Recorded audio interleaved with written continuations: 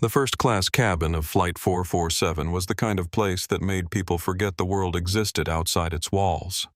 Midnight blue panels, brushed gold fixtures, fresh orchids in slim crystal vases replaced at every major hub by a crew member whose only job was to make sure nothing wilted. The air smelled of leather and something expensive that had no name. It was the kind of quiet that cost money. And then it was broken, not by turbulence, not by a crying child 2 rows back, not by anything the airline had ever trained its crew to handle. It was broken by a sound so small, so sharp, so deliberately aimed, that for 3 full seconds no one in that cabin moved. No one breathed. No one reached for a call button or a phone or a word. A woman stood in the aisle of row 1. Her hair was undone. Her face twisted into something that had passed rage and arrived somewhere uglier. She was shaking. Not from fear, from the realization of what she had just done, what she could not take back. What was at that very moment being captured in 4K resolution by a phone she didn't know existed. The man seated next to her hadn't moved. He sat perfectly still, one hand resting on the armrest, the other raised slowly to his face. He wiped his cheek with his thumb. He looked at his thumb. Then he looked at her, and what was in his eyes was not anger. It was worse than anger. It was the calm of a man who had just watched the last piece fall into place. She thought she was the most powerful person on that plane. She had no idea that the man sitting next to her, the man she had spent 7 hours trying to humiliate, dismiss, and erase, was the man who owned it. Every seat, every orchid, every pixel of the screen she was about to appear on, and her life as she had always known it was already over. But to understand how we arrived at this moment, how one woman's pride carried her to a police car on a London tarmac, we need to go back 4 hours earlier. Terminal 4 JFK. Before we get into this, I want to ask you something. Tell me in the comments, where are you watching from? And if this story already has your jaw on the floor, hit that subscribe button and give this video a like, because what's coming is going to shake you. Now, let's go back to where it all started. Don't fold it, hang it. And if I see a single crease when I land, you'll be pouring drinks in coach before we cross the Atlantic. The words hit Dani Flores like a slap she wasn't allowed to return. Dani was 28 years old in her first year as a cabin crew member for Elevation Airways, and she had been warned about 1A. The flight manifest had flagged the passenger as priority VIP, which in the airline's internal code meant one thing and one thing only: brace yourself. Claudia Hargrove was 44, though the effort invested in preserving 38 was visible in every angle of her face, the kind of maintenance that required quarterly appointments and the confidence to charge them to a card without looking at the total. She wore a cream-colored coat that had been made by hand in Milan by someone whose waiting list stretched 18 months. Her handbag was alligator. Her sunglasses were oversized and dark, designed less for sun protection, and more for the ability to evaluate everything around her without being caught doing it. She didn't walk down the jet bridge. She processed it. Each heel strike on the metal floor came down with a precision that sounded less like footsteps and more like a verdict. Click, click, click. The rhythm of a woman who had decided before she even boarded that this flight would conform to her standards or suffer for failing to. Dani had stepped forward with her best practiced smile. "Welcome aboard, Mrs. Hargrove. Let me take the coat." Claudia had cut her off without making eye contact. She thrust the cashmere into Dani's arms the way someone places a fragile object on a surface they don't trust, not gently, but with the implication that damage would be your fault. Krug. Not the sparkling vinegar you served my friend Patricia last month. Krug. And don't bring it until I ask. She moved past Dani and settled into seat 1A with the deliberateness of someone reclaiming a throne.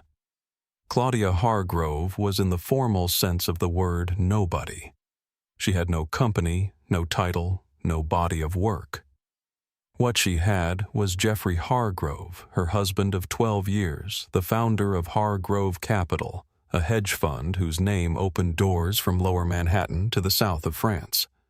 Jeffrey was the kind of man who was described in financial press as a strategic visionary, and described by the people who actually worked for him as something less printable. He was powerful. The way certain weather systems are powerful not because they mean to be, but because the conditions allowed it, and no one had stopped them yet. Claudia had learned to wear his power like her own. In practice, this meant she moved through the world with the absolute certainty that any room she entered had been improved by her presence, and any inconvenience she experienced was a personal affront worthy of consequences. She surveyed the first-class cabin of Flight 447 with the careful eye of an inspector who had already decided she would find violations. The cabin was nearly empty, which pleased her. The flowers were fresh, which she noted without acknowledging. The seat reclined smoothly when she tested it, and the footrest deployed without a sound. Then she pulled out her phone and began composing a string of instructions to her assistant about a hotel suite in London that was facing the wrong direction. Apparently the Hyde Park view she had requested was actually facing a car park, which was not something she would be tolerating for the duration of Fashion Week, and she wanted it addressed before she landed. She was mid-sentence when the light shifted. A shadow fell across her aisle. She glanced up, expecting the champagne. She saw him instead. He was tall, broad, a black man with a deep, even complexion and a short, well-kept beard, moving down the aisle toward row 1 with the unhurried ease of someone who was not lost and knew exactly where he was going. He was wearing a faded gray hoodie, loose-fitting dark joggers, sneakers that had lived a full and demanding life. He carried a battered leather duffel bag over one shoulder, the kind of bag that looked like it had been carried through airports and back roads and places that didn't appear on itineraries. Claudia's thumb stopped moving over her phone screen. She watched him slow down at row 1. She watched him check his ticket. She watched him look at seat 1B, the seat directly beside hers, and she felt something cold move through her chest. This, she decided, was a mistake. His name was Marcus Reeves, and he was 44 years old, and he was tired. Not the kind of tired that a night's sleep fixes. The kind that accumulates over years of building something enormous from nothing, of solving problems that had no templates, of sitting across tables from people who underestimated him and choosing every single time to let the results speak instead of his voice. He had flown over 4 million miles in his life. He had sat in first class wearing suits that cost more than most people's monthly rent, and he had been questioned. He had sat in private lounges with his name on the guest list, and he had been turned away. He had learned a long time ago that dignity was not something the world handed you. It was something you carried yourself and refused to put down, regardless of who tried to take it. Today, Marcus Reeves was flying in a faded gray hoodie and old sneakers because he was testing his own airline. That was not something he announced. It was not in any company memo or board minute. It was something he did quietly a few times a year, boarding as a regular passenger, paying for his own ticket from his own account under a name that was real but unremarkable, and watching how the crew treated people they didn't recognize. Watching what the cabin actually felt like when the owner wasn't identifiably present. Watching whether the airline he had built from a single leased aircraft 15 years ago was still in its everyday practice the airline he had intended to build. He had done this on 11 flights in the past 2 years. Most of them had been fine. Some had been genuinely excellent moments of small grace between crew and passenger that made him proud in a way no financial report ever had. Tonight, before he settled into 1B, Marcus did something no one noticed. He reached into the front pocket of his hoodie and adjusted his phone, an older model. Unremarkable, the screen dimmed, angling it slightly outward toward the aisle. He had learned to do this quietly without ceremony, not with anticipation of drama, simply as a habit of documentation. If something happened, he would have a record. If nothing happened, the footage would stay on his phone and be reviewed by no one. He hoisted his duffel bag into the overhead bin with one hand, the motion efficient and practiced. He sat down. He let out a long, slow breath that had been building since JFK security. He plugged in his cheap wired headphones and opened his music app, the actual app, the one he paid his monthly subscription for, not the executive account someone on his team had set up with every streaming service known to mankind. He scrolled to a playlist he had made himself. He didn't look at the woman in 1A. He was aware of her the way you're aware of a sharp smell in a room present notable, requiring no further investigation. He had read the body language in the half-second after she registered his presence. The stillness, the evaluation, the reset of the shoulders. He had seen that sequence before. He had stopped counting the number of times he had seen it. He put both earbuds in. He closed his eyes, and he waited to see what would happen next. Claudia Hargrove waited exactly 4 minutes before she hit the call button, once, then again. Then a third time in rapid succession, the way you press an elevator button when you've already pressed it and the elevator has disappointed you personally. Danny appeared from the galley with the careful speed of someone who knows that rushing and tripping is worse than taking 2 extra seconds to be steady. She was carrying a crystal flute of Krug.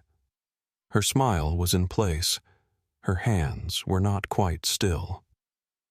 "Here is your... take it away." Claudia's voice was low, which made it more dangerous than if she had raised it. Low meant deliberate. Low meant she had already thought this through. She didn't take the champagne. She didn't look at the glass. She was looking at Marcus, or rather at the seat he occupied, as though the problem was architectural rather than human. Her manicured index finger extended toward him like a compass needle finding true north. "What is this? Why is he sitting there?" "There has been a mistake." Danny followed her gaze. "Ma'am, that is Mr. Reeves. He's confirmed in seat 1B. His boarding pass is... I didn't ask you to read me his boarding pass." Claudia's voice didn't rise, but it tightened. "Look at him. He looks like he just robbed a gym locker.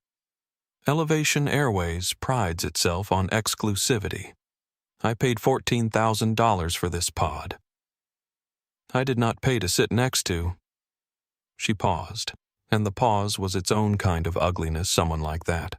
The phrase hung in the air, imprecise and deliberate in equal measure.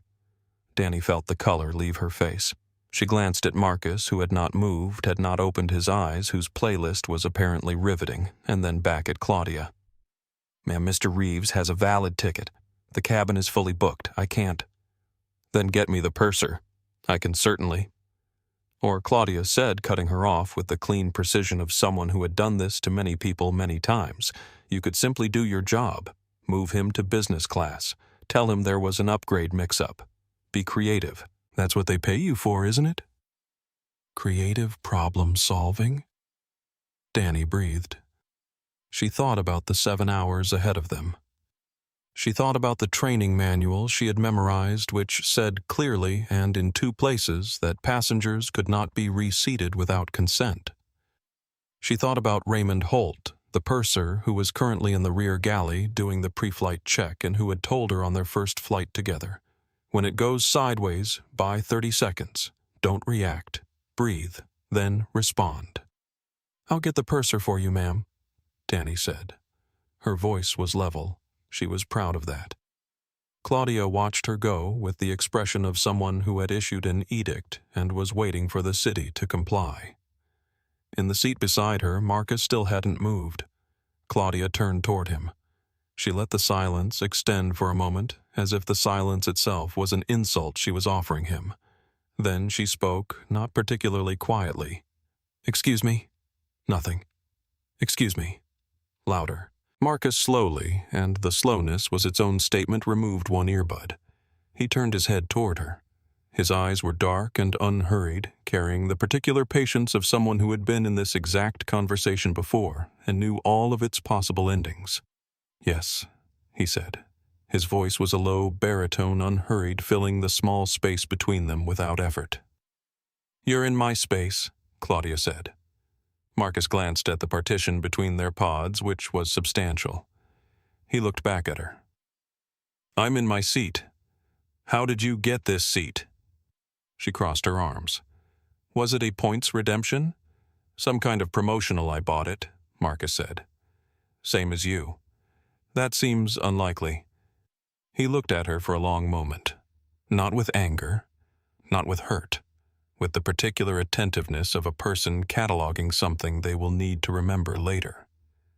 Then, without responding to her last sentence, he put the earbud back in. Claudia's mouth opened, then closed. She had been dismissed, ignored with a completeness that was almost architectural, as if he had simply built a wall between them using nothing but stillness and turned his face away from her. She was used to people reacting to her. She was used to flinching and deferring, and the small retreats that told her she had won. This was none of those things. The rage in her chest didn't flare. It crystallized. She reached for her champagne. She drank half of it in one motion. Outside the window, the tarmac lights of JFK began to slide backward as Flight 447 pushed away from the gate. 7 hours to London. She had time. Preston Webb had been in seat 2A since before boarding was complete. He was 39, the CEO of a software infrastructure company that had in the past 3 years processed more data than most governments. He was the kind of person who sat in first class the way other people sit at their own kitchen tables, without thinking about it, without registering it as an event. He had his laptop open before the boarding door closed, and he was working through a quarterly earnings deck with the focused efficiency of someone who found 10 hours of uninterrupted flight time genuinely appealing. He heard the exchange in row 1. He kept his eyes on his screen, but his fingers slowed on the keys. He was without intending to be listening. The woman's voice, its particular pitch, its entitlement worn so openly it had stopped pretending to be anything else, carried in the way that certain sounds carry not because they are loud, but because they are designed to be heard, to establish dominance through volume and certainty. Preston looked up once briefly when Claudia said someone like that. He saw Marcus, the hoodie, the stillness, the single earbud removed and replaced without dramatics. He registered the quality of Marcus's patience the way you register something structural. It was load-bearing. Preston looked back at his screen. He told himself it was under control. He told himself the purser would handle it. He told himself it wasn't his business.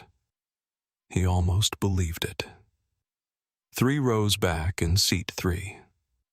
A Sofia Navarro was already recording. She was 33, a travel blogger from Houston whose content reached 4 million subscribers across 3 platforms. She had boarded early, set up her camera on the tray table angled toward the cabin interior for her standard first-class experience content and hit record. She did this on every flight. 90% of what she captured was ambient luxury, the way the light hit the champagne, the choreography of the crew at work, the orchestration of comfort that most passengers experienced, but never thought to document. What she captured in the first 20 minutes of Flight 447's pre-departure was not ambient luxury. She watched through her screen as Claudia pointed at Marcus. She watched Danny's face change. She watched Marcus remove and replace his earbud without raising his voice or shifting his posture. She leaned slightly forward, the way you do when a story you thought was going one direction decides to go another entirely. She whispered to the camera low enough that no one in front of her could hear, "Something's happening up here. 32,000 of you are watching right now. Stay with me." The comment count began to climb. Raymond Holt, the purser, was 51 years old and had been flying for 26 of them. He had seen most things. He had de-escalated a fistfight over a window shade somewhere over the Pacific. He had talked a panicking first-time flyer through their terror using nothing but a glass of water and 20 minutes of patient conversation. He had on one memorable occasion convinced a minor celebrity that the reason they could not smoke in the lavatory was not a conspiracy against them personally. Raymond was not in principle worried about the woman in 1A. He was in practice worried about the woman in 1A. He had read the manifest flag. He had spoken briefly with Danny before boarding, the kind of briefing that was less informational and more structural. I'll be close. If it goes above a 4, get me immediately. Don't try to absorb it alone. And now watching Danny approach him with that particular tightness around her eyes that meant the situation had already moved past. Manageable. Raymond set down his inventory clipboard and straightened his jacket. "She wants him moved," Danny said quietly. "I know," Raymond said. "He's not going to be moved." "I know that too." Raymond looked toward the front of the cabin. "How is he?" Danny considered the question. "Calm," she said. "Very calm." Raymond nodded slowly. In his experience, very calm meant one of two things. Either the person had nothing to fear, or the person had already decided what was going to happen next. He walked toward row 1. 2 hours and 17 minutes after takeoff, the cabin of Flight 447 existed in that specific peace that only long-haul first class achieves at cruising altitude. The lights dimmed to a warm amber. Most passengers reclined behind their privacy screens, the sound of the engines reduced by insulation and distance to a low constant hum that was less noise and more presence. Marcus Reeves appeared to be asleep. He had reclined fully, the duvet pulled to his chest, his breathing slow and even. The cheap wired headphones were still in. On the small screen facing his pod, a film had been playing for 40 minutes with no one watching it. He looked by every outward measure like a man who had surrendered to the gift of unstructured hours. Claudia Hargrove was not asleep. She had consumed 3 more glasses of Krug somewhere over the Atlantic and switched to red wine around the 2-hour mark, which was a decision she had made before boarding in the abstract and was now executing in the specific. She sat half reclined in one, legs crossed, one hand wrapped around her 4th glass of the evening. Looking at Marcus the way someone looks at a math problem they are convinced they can solve if they stare at it long enough. How dare he sleep? The thought moved through her with genuine heat. How dare he be this comfortable when I am this uncomfortable? When I have spent 2 hours in the presence of something that does not belong here, and no one has done anything about it, and the purser smiled at me like I was the problem. Raymond had come. He had been very polite. He had explained in the kind of measured language that was technically deferential and actually immovable that he was unable to rebook Mr. Reeves and that Claudia's comfort was absolutely the airline's priority. And could he bring her something to eat? She had sent him away. She had complained about the temperature. She had asked for a different pillow. She had done all of the things a person does when they are trying to find a lever to pull and cannot locate one. None of it had changed anything. Marcus slept. Claudia drained her glass and set it on the tray table with a small, precise click. She needed to use the lavatory. She stood. The cabin tilted not physically, but in the way that 4 glasses of champagne and 2 of red wine will tilt a cabin, and she gripped the partition between the pods. She took 1 step into the aisle. The plane hit a pocket of turbulence. Minor. Less than 2 seconds of shimmy and drop, the kind that produces a quiet ding from the seatbelt sign and nothing more. Claudia used it. She had planned nothing consciously. But the turbulence arrived and her body made a decision that her mind would later describe as an accident and the remainder of her red wine. A generous pour, a deep burgundy still cool, left her glass and landed across Marcus's chest and right sleeve in a spreading dark stain that looked deliberate, because it was. Marcus was awake the instant the cold liquid touched him. He sat up, the duvet falling back, and looked down at the wine soaking through the cotton of his hoodie. He was fully alert in under 2 seconds, the way people who have learned to wake up ready tend to wake up. He looked at the stain. He looked up at Claudia. She was standing over him, a look of performed surprise arranged on her face, wide eyes, one hand raised to her mouth. "Oh. Oops. I'm so sorry, the turbulence." "You did that on purpose," Marcus said quietly. "No heat, just accuracy. Don't be ridiculous." The performed surprise collapsed into something harder. And honestly, that hoodie needed a cleaning anyway. Consider it a service. Marcus held her gaze for 3 seconds. Then he pressed the call button. Claudia stood in the aisle, and before Danny appeared, Marcus's right hand moved to the front pocket of his hoodie. The motion was so ordinary, just a man checking his phone, that no one registered it as anything else. His thumb moved over the screen once. Not to open an app, to confirm a status indicator, a small icon green that told him what he needed to know. Everything since he sat down had been recorded. Danny arrived quickly. "Mr. Reeves is everything I need. Club soda and a cloth, please," Marcus said. His voice was controlled even. "And I'd like to formally request that this passenger return to her seat." "The seatbelt sign is active." Claudia spun toward him. "Excuse me. You don't get to make requests. You're a passenger. You don't give orders to anyone on this." "I'm not giving orders," Marcus said, not looking at her. He was watching Danny's hands, making sure she was okay, which she visibly was not. "I'm making a request. There's a difference." In seat 3, a Sofia Navarro was no longer pretending to do anything else. Her camera was steady. The comment feed was moving faster than she could read it. "View count 412,000 and climbing." She read one comment aloud, barely above a whisper. "Someone's asking who is that man? The one in the hoodie." She leaned closer to the screen. "I don't know yet, but I think we're about to find out." Raymond Holt moved through the galley door with the efficient authority of a man who had been keeping things from boiling over for 26 years and was beginning to reassess whether this particular pot was boilable. He took in the scene in the span of one professional sweep, Danny blotting at Marcus's sleeve with a cloth, her movements careful and apologetic. Marcus sitting upright, jacket removed, patient. Claudia standing in the aisle with a wineglass in her hand and an expression that had moved past indignation into something Raymond privately classified as unstable weather. Mrs. Hargrove Raymond said, positioning himself between Claudia and Marcus with the practiced precision of someone who has learned that physical placement communicates authority faster than words. "The seatbelt sign is on. I need you to return to your seat." Claudia pointed at Marcus. "I want a formal complaint filed. Against him. He threatened me."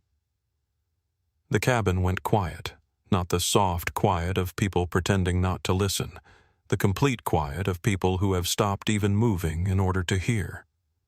Preston Webb in 2A closed his laptop. Not halfway. All the way with a small, deliberate click.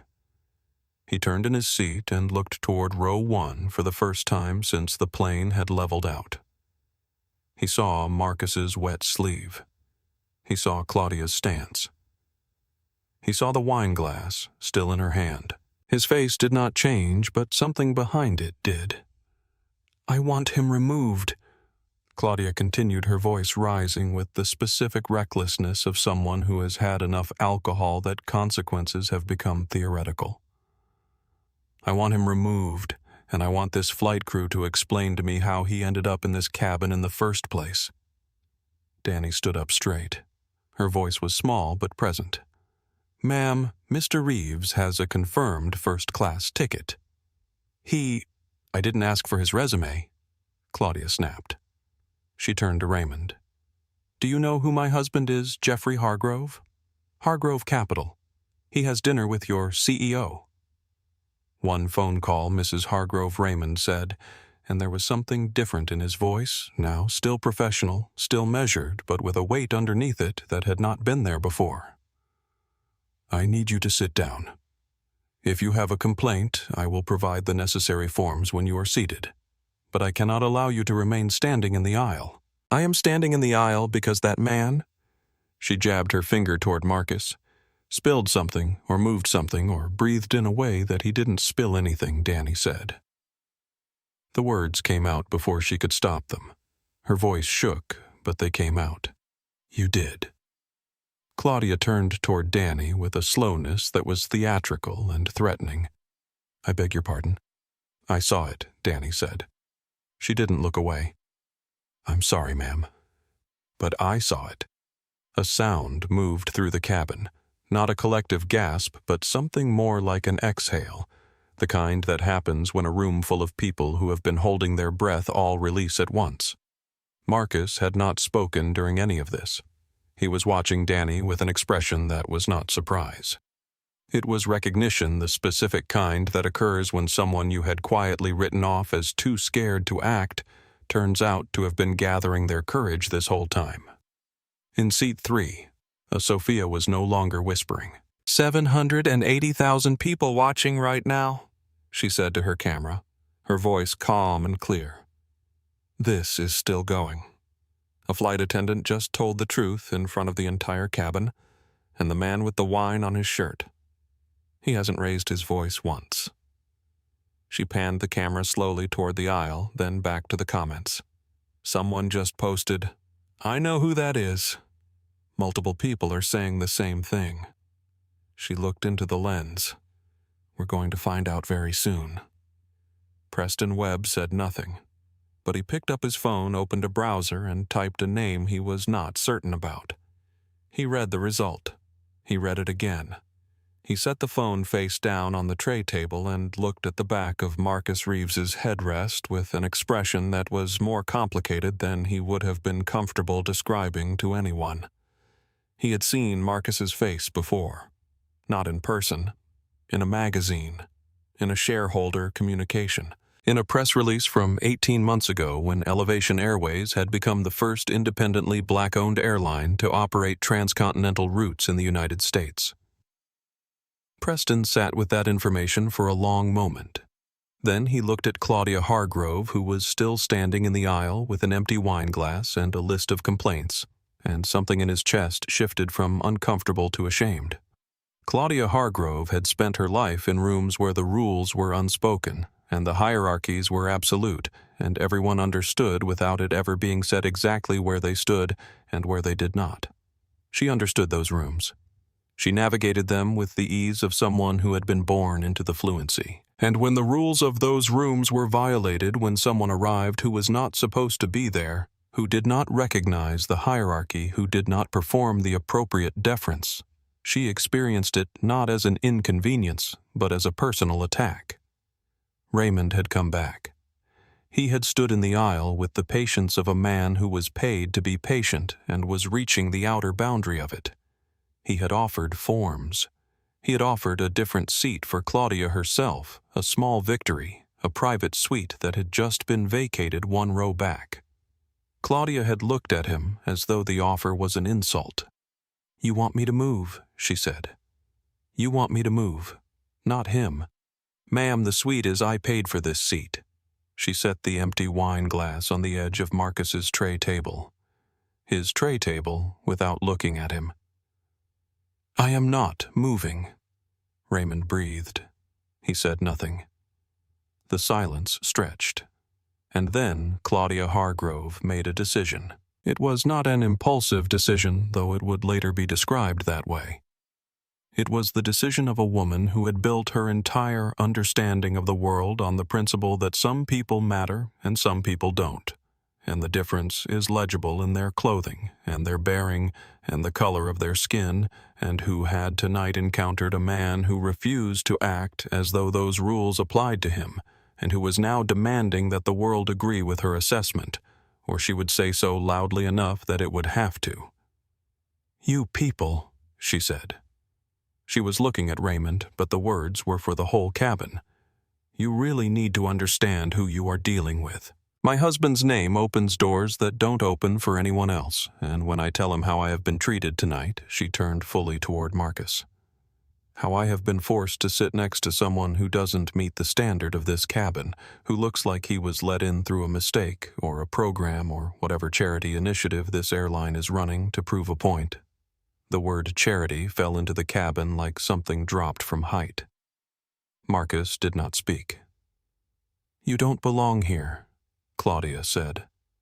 Her voice was quieter now, which made it land with more precision. "People like you don't belong in first class. You belong in the back with the rest of the people who couldn't earn it." Danny covered her mouth with one hand. Raymond took a step forward. "Mrs. Hargrove, that is enough." But the cabin had already answered. In seat 2, a Preston Webb stood up. It was a simple act. He just stood up. But he was a large man in a first-class pod, and standing up was visible and deliberate, and everyone saw it. "That's enough," Preston said. His voice was level, but not quiet. "Sit down and stop talking." Claudia turned toward him with genuine astonishment. "Excuse me, do you know who I am?" "I know exactly who you are," Preston said. "You're drunk and you're saying things that cannot be unsaid, and you need to sit down right now." Claudia stared at him. Then she looked around the cabin at Sophia with her phone at Raymond, with his jaw set at Danny, whose eyes were bright with tears she was absolutely refusing to shed, and she saw no allies. Not one. Marcus had not moved. His hands rested in his lap. His face was turned slightly toward the window. The muscle in his jaw had tightened once, almost imperceptibly, and released. The narration he could have spoken, the history he could have recited, every lobby and boardroom and parking garage and first-class cabin where someone had looked at him and decided what he was, he kept all of it where it had always lived. Inside, filed, available when needed. He was going to need it soon. Raymond Holt raised his hand. "Mrs. Hargrove, I am telling you now, as the purser of this flight, that if you do not return to your seat, I will have no choice but to." "My husband," Claudia said, and she turned the name like a key, the way she always had because it had always worked, "knows the owner of this airline. Jeffrey has dinner with him. When I tell Jeffrey what has happened here tonight, every person standing in this aisle will regret it."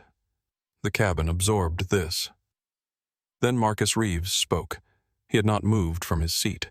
His voice was quiet, conversational, almost amused. "I highly doubt that." Claudia rounded on him. "Why?" "Because you think you're safe. Because some software executive," she gestured at Preston, "defended you. You're not safe. You're a man in a hoodie, in a seat you have no business occupying, and by the time this plane lands, I highly doubt your husband has dinner with the owner." Marcus said calmly, "Because I've never met your husband. And I've certainly never had him to dinner." Claudia blinked. The wine had slowed her processing, but not stopped it. She heard the sentence. She parsed it. She found the part that didn't fit. "You don't know the owner." Marcus turned toward her then, and something in the quality of his stillness changed. Not threatening, not loud, just final. The way a door sounds when it closes on a room you will not be going back into. "Lady," he said, his voice dropping just below the cabin's ambient noise, landing in the space between them with an intimacy that made it somehow more devastating than a shout. "I am the owner." The cabin did not gasp. That would come later. What happened first was a silence of a kind that those present would describe differently for years afterward. Some said it felt like the pressure change before a storm. Some said it was like the moment in a film when the music stops. Raymond Holt would later tell his wife it was the quietest he had ever heard a pressurized cabin, and he had flown into 4 hurricanes. Danny Flores stopped breathing. Preston Webb, who was still standing, sat back down slowly, the way you lower yourself into a chair when your legs have decided the news is too large to receive upright.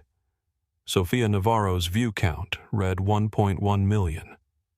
She lowered her phone slightly and watched with her own eyes for the first time. Raymond looked at Marcus, then at Claudia. Claudia stared at Marcus for 3 full seconds, and then she laughed. It was a broken sound, part disbelief, part relief, part something she would never call fear. You're the owner of Elevation Airways." She swept her gaze over the hoodie, the old sneakers, the battered duffel in the overhead bin. "You look like you cleaned the planes." Marcus said nothing. The laughter died. Claudia's expression curdled into something uglier. She was cornered, and she knew it, and the knowing made her dangerous. She needed to restore the hierarchy. She needed him to flinch or retreat or apologize or any of the things people had always done when she pushed them hard enough. She drew back her head. She looked into Marcus Reeves's calm, dark eyes. And she spat. The sound was small. The impact was permanent. The cabin did not react immediately.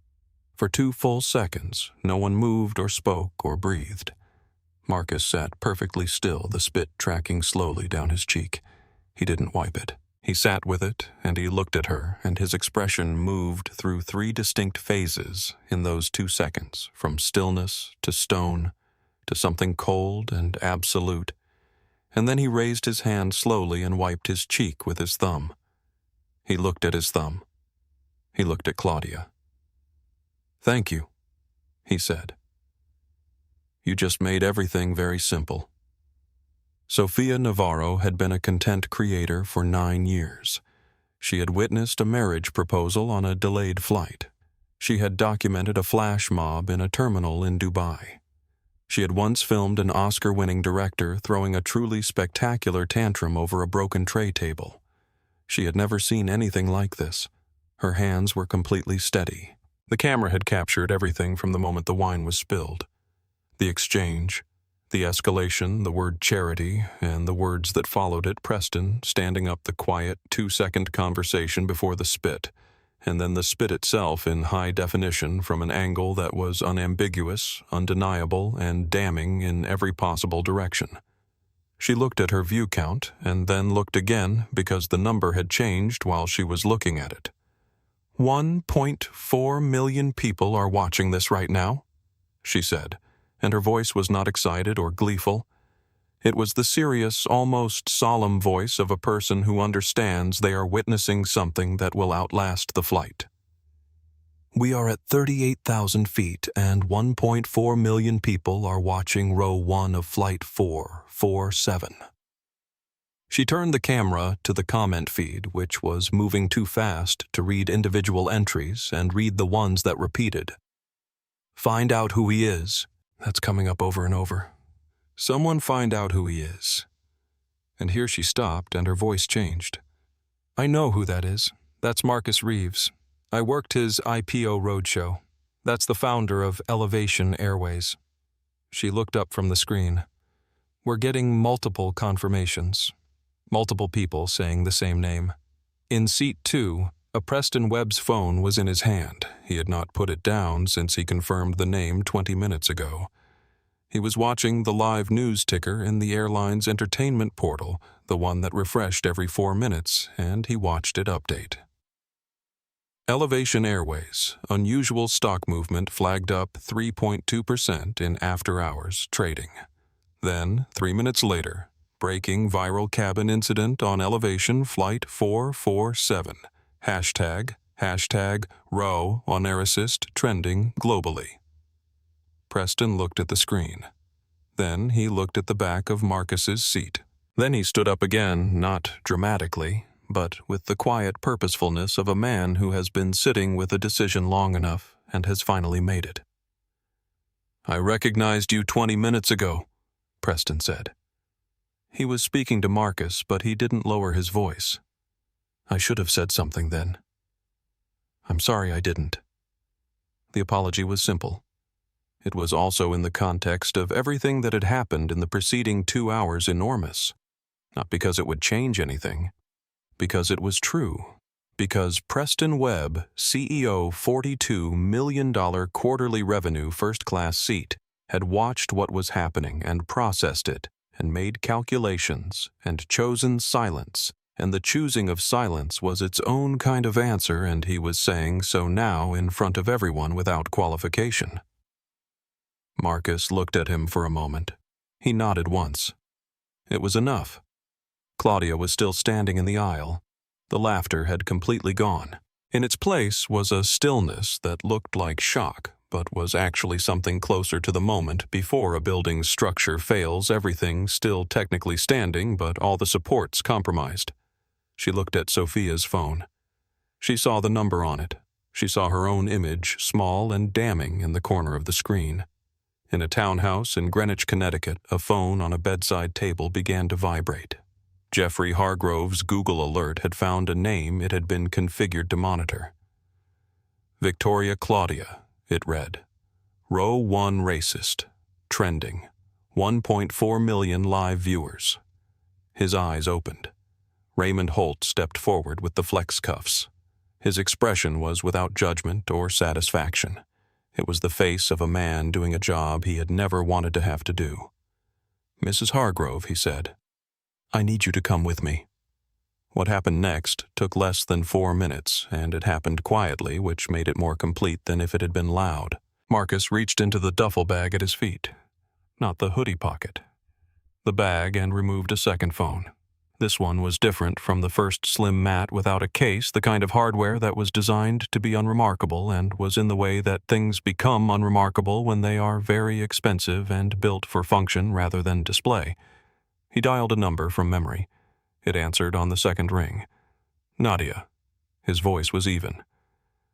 I need Heathrow operations contacted. We have an incident on Flight 447, assault battery interference with crew. I want police at the gate. Metropolitan Police preferred not airport security. A pause.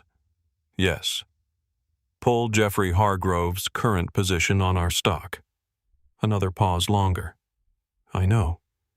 It's his wife. He ended the call. The cabin had gone entirely still. Danny was holding a hand towel she had forgotten she was holding. Raymond stood 3 feet away from Claudia with the cuffs in his hand and the look of a man waiting to be authorized to use them. Claudia had not moved. She was staring at Marcus with an expression that was cycling through stages too quickly to read individually. Disbelief, recalculation, the first real stirring of something she had not felt since she was a child and had not been equipped to handle then and was even less equipped to handle now. Fear, Raymond Marcus said without looking at Claudia. Please proceed. Raymond moved. Claudia stepped back instinctively. You can't just... Who do you think you're talking to? Do you know who my husband is? Jeffrey Hargrove, Marcus said. And now he looked at her, and the look was not unkind and not cruel, but simply final. The way facts are final, currently holds a short position on Elevation Airways stock representing approximately 60% of his fund's leveraged assets. He has been waiting for this airline to fail for 18 months. It has not failed. He paused. What he has been doing instead is accumulating a very specific problem, and you have just handed me the solution to it. Claudia's mouth opened. I wasn't going to use any of this footage, Marcus continued. I came on this flight to check our service standards. I wanted to see how the crew was treated when no one knew the owner was watching. I wanted a quiet flight. He looked at Raymond, who was now fastening the cuffs around Claudia's wrists with the practiced efficiency of someone who had hoped never to have to do this. I'm sorry it became this. You're sorry, Claudia's voice cracked for the first time. Not with anger, with the awful clarity of someone watching the floor disappear. You own this airline. You own this actual... Yes, Marcus said simply. A sound moved through the cabin, not a gasp, but something involuntary, a collective release of the breath people had been holding since before takeoff. Preston Webb in too. A pressed his eyes closed briefly. When he opened them, he looked at Danny. Is she okay? He asked quietly, meaning Danny herself. Danny blinked. She had not been asked that question once tonight. Yes. I think so. Good, Preston said. You did well. All of you did. Marcus turned toward Danny and Raymond. His voice shifted, still quiet but warmer. Both of you handled this exactly right. I'll be filing a personal commendation for both of you before we land. Whatever happened here tonight is on the passenger, not on you. Danny pressed her lips together. Her eyes were bright. She nodded once, the kind of nod that means I am not going to cry in front of the owner. In seat 3. Sophia was reading comments faster than she could process them. The live count had passed 2 million. She turned the camera briefly to show Marcus his back. His posture, the quiet authority of a man who had said everything that needed to be said and was now simply present in the results of it. She turned back to the lens. 2 million people, she said softly. 2 million people just watched this man discover that the woman sitting next to him has been attacking him for 2 hours, and the only thing he raised was his voice, and he didn't even do that. She paused reading a comment. Someone just posted, "He's been recording the whole time. She had no idea." Sophia looked at the camera. Neither did I. The flex cuffs bit into Claudia's wrists. She looked at them with the specific bewilderment of a person who has never been physically constrained in their life and cannot make the sight of it cohere with their understanding of the world. These things happen to other people. These things happen to people without accounts at the right banks, without husbands whose names appear in certain annual reports, without the particular combination of address and access that had until approximately 11 minutes ago functioned as a kind of invisible armor. "This is," she started. "You can't, I can," Raymond said, not unkindly. "Please sit down, Mrs. Hargrove." They walked her to the jump seat near the galley away from row 1, and she sat because her legs had decided to comply even as the rest of her had not. Gavin Miller, the tech CEO, leaned out of 2A and offered quietly, "Stop talking. Every word you say right now is adding to the total." Claudia looked at him like he was speaking a language she didn't recognize. Marcus had moved from 1B. He was sitting in the forward crew seat near the galley partition, a small bag of ice against his cheek facing the window. He looked exhausted in a way that had nothing to do with the flight. He looked like a man who had been tired for a long time before this evening, and was tired in a new specific way now. Danny brought him a glass of water without being asked. She set it on the surface beside him. He looked up at her. "Thank you," he said. "I'm sorry I didn't," she started. "Don't," Marcus said gently. "You did everything right. You told the truth when it would have been easier not to. That is not a small thing." Danny nodded. She didn't trust her voice. Claudia from the jump seat said, "How much? Just how much to make this go away?" Marcus looked at the window.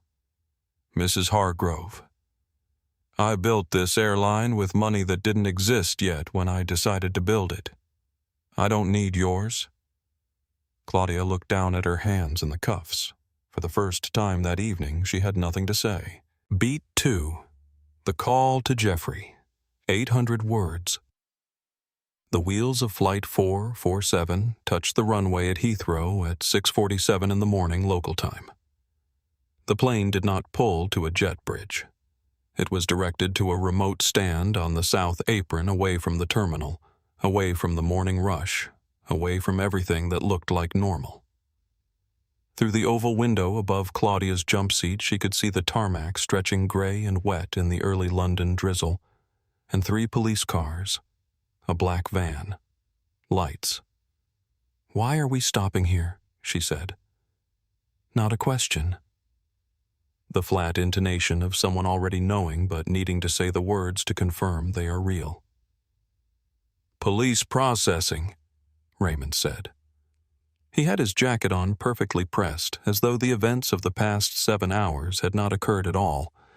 Standard procedure for an in-flight assault. The Metropolitan Police boarded crisply and efficiently 2 officers in high-visibility jackets, a third in a plain dark coat, and a fourth who wore the expression of someone who had seen most things and was largely unimpressed by them. Marcus met them at the door. He spoke briefly to the officer in the dark coat, showed him something on his phone, and then pointed to Claudia. She was taken off the plane in steel handcuffs. The plastic ones had been a temporary measure. The steel ones were the real thing, and sounded different when they closed. The police car smelled of stale coffee and institutional cleaner, and something Claudia could not identify and did not want to. She sat in the cage in the back and watched through the rain-streaked window as Marcus descended the aircraft stairs. He had put on his hoodie again over the wine-stained shirt. A black car was waiting. A driver in a cap was holding the door. Other people were moving around the car with the specific choreography of people who know who they're working for.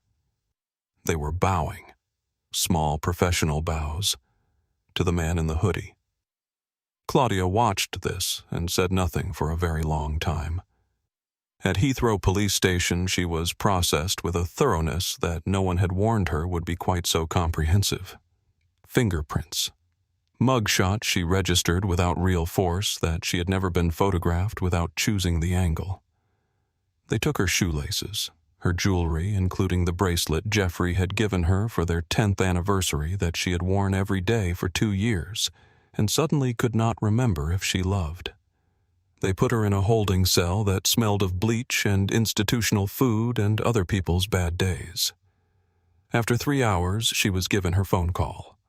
She dialed Jeffrey's private line, the one that bypassed his assistant and the switchboard and everything else. The one she had used precisely 4 times in 12 years each time. It was truly important. It rang for a long time. What Jeffrey's voice was scraped with sleep and irritation. "It's 4 a.m, Claudia. You'd better be dying." Jeffrey. The dam she had been holding since the cuffs went on broke on the second syllable of his name. "Jeffrey, you have to help me. They've arrested me. I'm in jail in London. I need you to call someone, your lawyers here, the embassy." "What did you do?" Not a question. Flat. "There was a man on the plane. He wouldn't. He was sitting next to me and he—" I lost my temper. I may have... She stopped. I spat on him. "It's on video. Jeffrey, it's everywhere." Silence. "Who was he?" "A passenger. He was in a hoodie. He says he owns the..." She stopped again. "Which airline, Claudia?" Jeffrey's voice had changed. The sleep was gone. Something else had taken its place, something precise and cold. "Which airline were you flying?" Elevation. The silence that followed was different from all the other silences in this story. It was the silence of a very intelligent man processing information and arriving at a destination that made him physically still. "Tell me his name," Jeffrey said. His voice was barely above a whisper. "Reeves. Marcus Reeves." What Claudia heard next was the sound of something shattering glass, she thought, or ceramic on the other end of the line.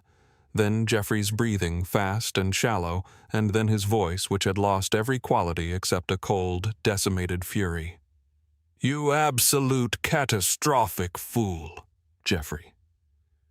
Do you have any idea Marcus Reeves holds the majority stake in the bank that carries my liquidity loans? I have been short-selling his stock for 18 months. I have 60% of the fund's leveraged assets on the position that his airline fails. And you..." He stopped. "You handed him a hate crime, on camera, viral, while using my name. I thought it would..." "Don't." The word arrived like a slammed door. "Don't explain what you thought. I need to call lawyers. My lawyers. The board. The PR firm. I need to issue a statement in the next 2 hours or the fund hemorrhages by open. Jeffrey, call a lawyer for me first. Please." A pause. The longest pause. "And then I'm calling lawyers for me, Claudia. Divorce lawyers. And a crisis management team. And then I'm issuing a public statement distancing myself from your actions." His voice had gone fully robotic, the voice she had heard him use in earnings calls, in board disputes, in moments when emotion was an inefficiency he had decided to eliminate. "I cannot stand beside you. The board will remove me. The investors will flee. I have to say we're separated. Jeffrey," her voice was very small, "we've been married for 12 years, and it took you 12 seconds to undo it." A pause. "Don't call this number again." The line clicked. The dial tone buzzed in her ear. Claudia looked up. The TV mounted in the corner of the holding area was tuned to BBC News 24. The banner at the bottom read, "Elevation Airways CEO attacked on own flight viral video nears 90 million views." Then the footage started playing. She watched herself from the outside for the first time. Saw what she had looked like standing in that aisle, one hand gesturing, eyes, wild voice carrying the specific ugliness of certainty without conscience. She slid down the wall until she was sitting on the floor. And for the first time in her life, Claudia Hargrove cried not from anger and not from injury, but from the pure, unambiguous recognition of what she had done and who had made her. The magistrate's court sat in a Victorian building in West London, whose stone walls had absorbed 2 centuries of human reckoning and showed it in the heaviness of every surface. The wood paneling was dark. The ceiling was high and unforgiving. The natural light arrived through narrow windows and immediately lost confidence. Claudia Hargrove sat in the glass-walled dock and looked nothing like herself. She was wearing borrowed clothes, a dark navy blouse and gray trousers sourced by a court-appointed solicitor who had met her for the first time 40 minutes before the hearing, and had given her one piece of advice with the directness of someone who had 30 other cases today. Plead guilty. Do not speak unless the magistrate addresses you directly. Do not reference your husband. And under no circumstances tell the court you're rich, because they already know and it makes things worse. Her hair was clean but unstyled. Her face was bare for the first time in what felt like years. Without the architecture of makeup and product and the specific armor of her usual presentation, she looked. And this was the thing that landed on people when they saw her. She looked her age. She looked tired. She looked like someone had removed a costume and found the person underneath it, and the person underneath it was frightened and alone. The courtroom was full. Press from New York, London, Paris, and 3 outlets that Claudia could not identify, but whose logos she would recognize by the end of the week, because they would use her name in their headlines for months. The public gallery held civilians, ordinary people who had queued from 6 in the morning for a seat, drawn by the video that had been viewed by the date of the hearing 92 million times. Magistrate Rosalind Fry entered and the room rose. She was a compact woman in her late 50s with the kind of face that had ceased to perform anything other than precision. She sat. She looked at her papers. She looked at Claudia. She looked at the prosecutor, a sharp, methodical woman named Ms. Ashworth, who had built a reputation on cases involving public order offenses and racially aggravated conduct. "We may proceed," the magistrate said. Ms. Ashworth did not waste time. She played the video. All of it from the first call button to the final moment. The sound of the spit in the silent courtroom was different from how it had sounded on the plane, and different again from how it had sounded through phone speakers and laptop audio. In this room, with this acoustics, it was stark and final and terrible. No one in the public gallery made a sound. Claudia watched the screen. She watched herself. She looked at her own face on that screen and felt something that she would not have the vocabulary for until much later, the specific, undefended horror of being seen clearly and finding the view unbearable. The defendant did not assault a fellow passenger out of provocation or misunderstanding, Ms. Ashworth said. She assaulted him because she had decided before he sat down that he did not belong in that seat. Every action she took, the complaints, the threats, the deliberate destruction of his property, and ultimately the assault followed from that single, indefensible decision. She used her perceived social position as a weapon. When that failed, she used physical violence. Claudia tried to speak once. "I was provoked." He wouldn't. Her solicitor gripped her arm. She stopped. "Mrs. Hargrove," Magistrate Fry said, and her voice was a thing that settled discussions rather than started them. "You are not in first class anymore. You are in my courtroom. If you interrupt these proceedings again, I will hold you in contempt before we reach the matter at hand." Claudia sat back. She looked at her hands. Jeffrey's statement was read into the record. Miss Ashworth delivered it without editorial comment, which was its own kind of editorial comment. It called Claudia his estranged wife. It expressed horror at her actions. It urged the court to prosecute to the fullest available extent. It was in 14 sentences a complete and formal abandonment delivered under a legal letterhead. Claudia listened to it with the expression of someone receiving news they had known was coming, but had not believed would arrive in quite this form in this building in front of these people. Read aloud by a prosecutor while the world watched. When it was Marcus's turn, the room went to the particular quality of silence that a room achieves when it understands it is about to hear something worth being quiet for. He stood. He did not read from notes. "Your Honor," Marcus said. His voice filled the room without effort. "I have flown over 4 million miles. I have built an airline that employs 47,000 people of every background, every income, every skin color in 11 countries. I have sat in first class wearing a suit and been questioned. I have sat in first class wearing what I was wearing last Tuesday night and been attacked. The seat did not change. My ticket did not change. What changed was how I was perceived." He looked at Claudia. She did not look away, which cost her something. "Mrs. Hargrove did not spit on me because I was in her space," Marcus continued. "I was not in her space. The partition between us was substantial.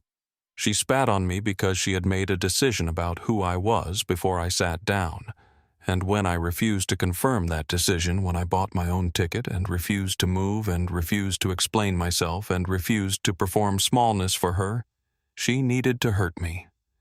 She needed to make me feel what she had decided I was."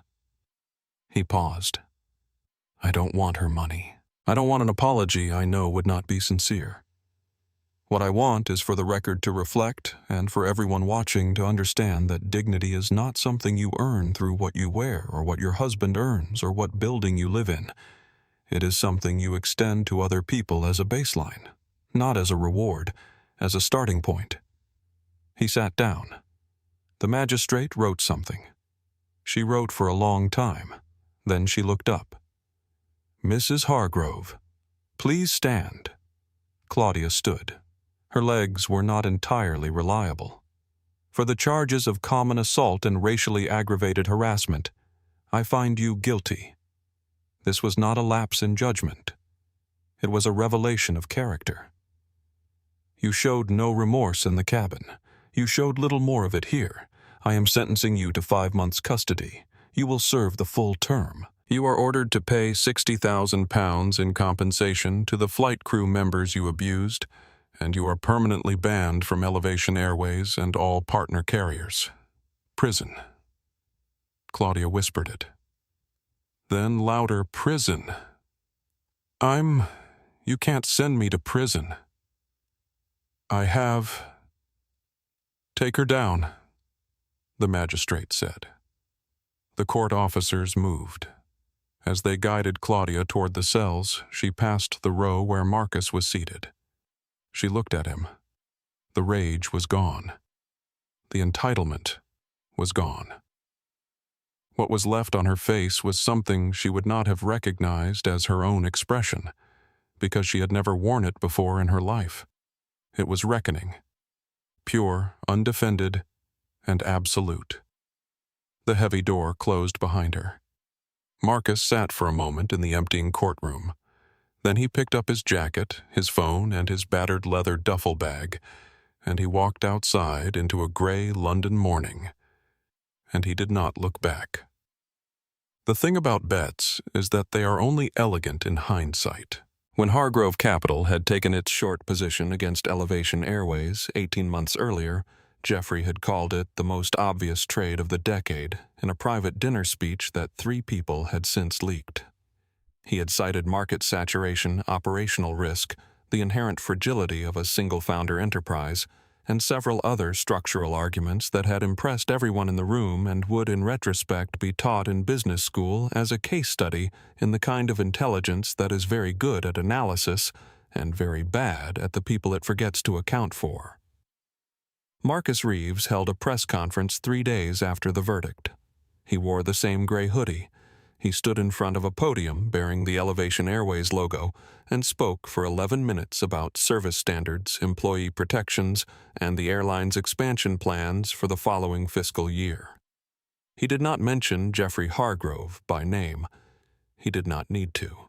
Elevation Airways stock rose 34% in the 6 days following the press conference.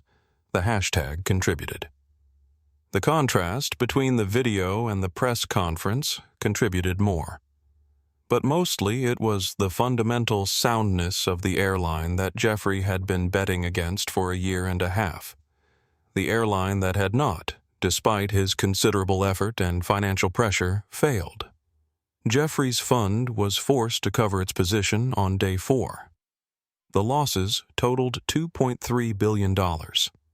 The SEC opened an investigation into insider trading and market manipulation on day 9, following a submission from Nadia Ose's legal team that included 18 months of archived communications trading records and a particularly interesting set of emails from Jeffrey to his trading desk that had been filed in the wrong archive and were therefore retrievable. Jeffrey was removed from Hargrove Capital's board by a shareholder vote in late March. He did not attend the vote. He was, his spokesperson said, traveling. No one asked where. Danny Flores was promoted to senior cabin crew within the month. She used the first paycheck at the higher rate to book a flight to see her mother in Albuquerque, first class, paid for herself, because she had decided she had earned it. And she was right. Raymond Holt received a letter of commendation from Marcus personally, handwritten on Elevation letterhead that said in part, "You stayed steady when steady was the hardest thing to be." That is the standard this airline is built on. Raymond framed it. He hung it in his kitchen where he could see it while making coffee. Sofia Navarro's channel grew by 2.5 million subscribers in the 3 weeks following the incident. The video of Flight 447 became the most viewed piece of original travel content in the history of the platform. She did not monetize it. She redirected the ad revenue to an organization that provides legal support to passengers who have experienced discrimination in transit. Preston Webb, in a magazine interview the following spring, was asked what he had learned from the experience. He thought about it for a long moment. Then he said, "I learned that watching something wrong happen and deciding someone else will handle it is not neutral. It is a choice, and it has a cost." He paused. "I want to make different choices." The interviewer asked if he had been in touch with Marcus Reeves. Preston said, "We've had lunch." He paid. 18 months after the verdict, the Heathrow Terminal 4 food court operated on its usual laws, noise, and motion, and the specific democratic chaos of a place where 20,000 people who have nothing in common except a departure time are briefly required to share space. The coffee was functional. The light was fluorescent. The tables turned over fast. Claudia worked the morning shift. She wore a blue polo shirt with the logo of a contract cleaning company on the breast pocket. Her hair was short now, a practical cut dyed a non-committal brown that required no maintenance she couldn't afford. Her hands were different from the hands that had worn alligator gloves to gallery openings and held Krug and crystal flutes. They were red at the knuckles from cleaning products that did not come in pleasant formulations. The nails were cut straight across, unpolished.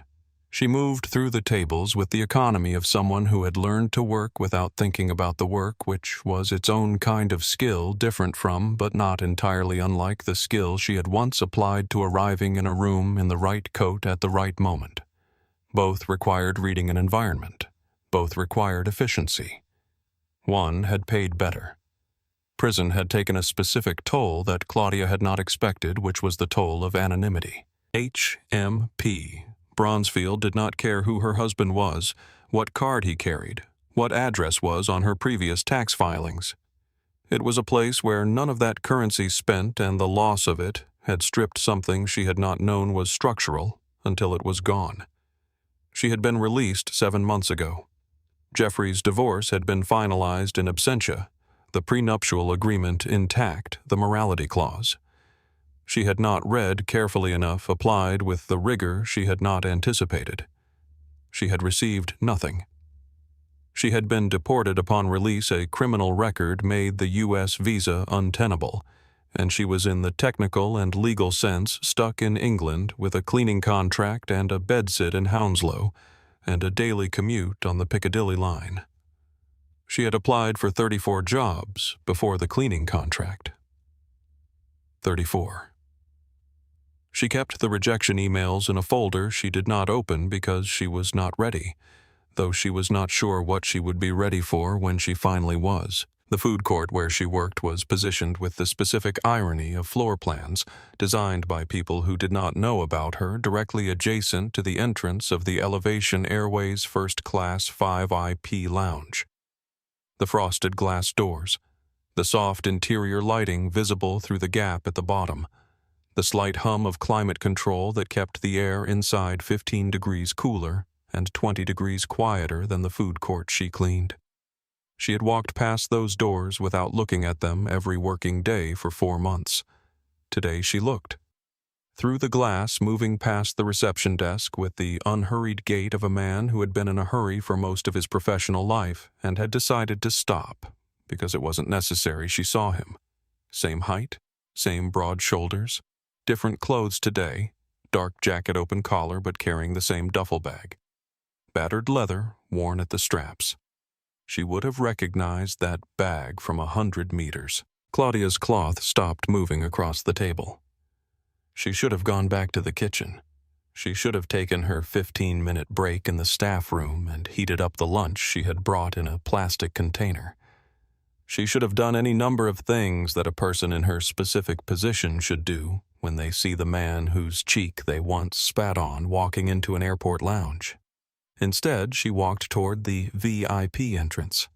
2 security personnel intercepted her before she reached the frosted glass.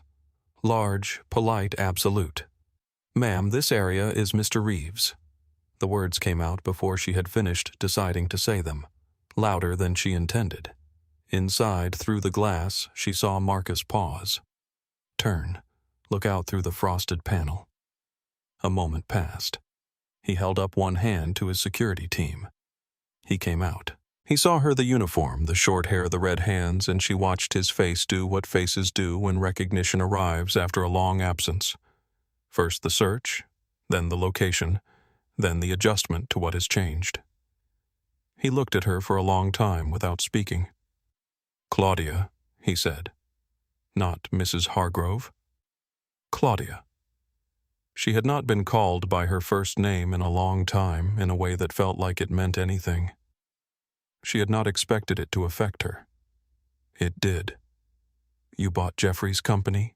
she said. Her voice was steady. She was proud of that. "I did," Marcus said. "Did you do it because of me?" He considered the question seriously, which she had not expected. "No," he said. Jeffrey was a bad investment for the people who trusted him. He bet against people for a living and called it strategy. The acquisition was a decision I would have made regardless. A pause. "You were not a factor in that decision." "I don't think about you, Claudia. I want to be honest about that." The words were gentle. They cut more precisely than anything she had said to him on the plane because they were true and said without cruelty. "I have nothing," she said. "I'm cleaning tables 40 feet from the lounge I used to walk into without breaking stride." She said it without self-pity, simply as a fact, because she had run out of the energy required to dress facts in anything softer. "I know that I caused it. I'm not here asking you to fix it." "I know," Marcus said. "Then why did you come out?" He looked at her for a moment. "Because you called my name," he said simply. "And because I don't believe that people are only what the worst thing they've done."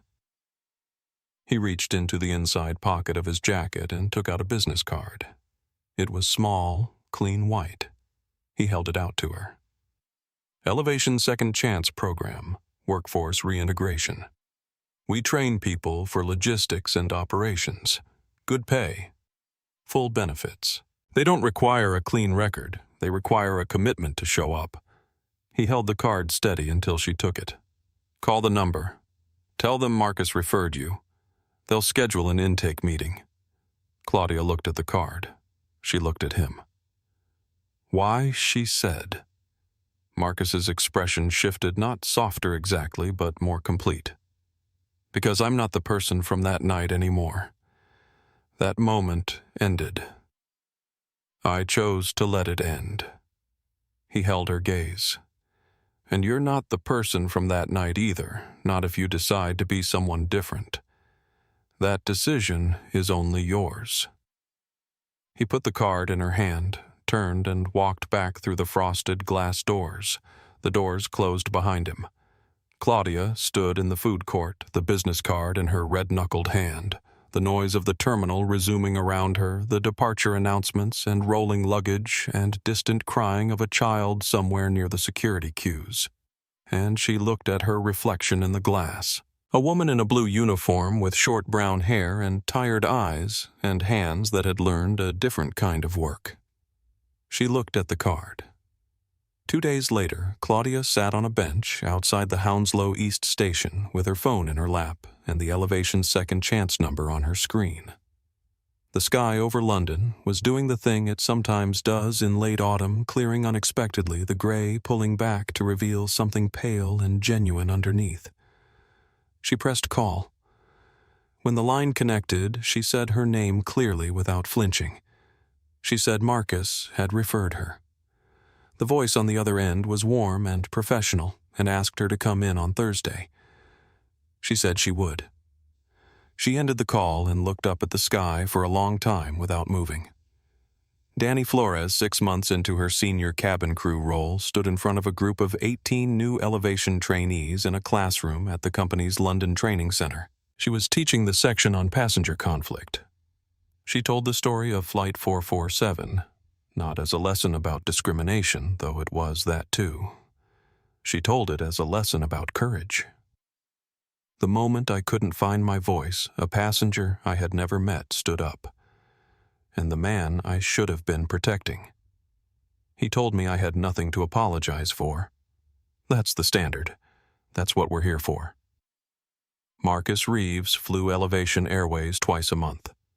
Sometimes in a suit, sometimes in the gray hoodie, sometimes in something in between.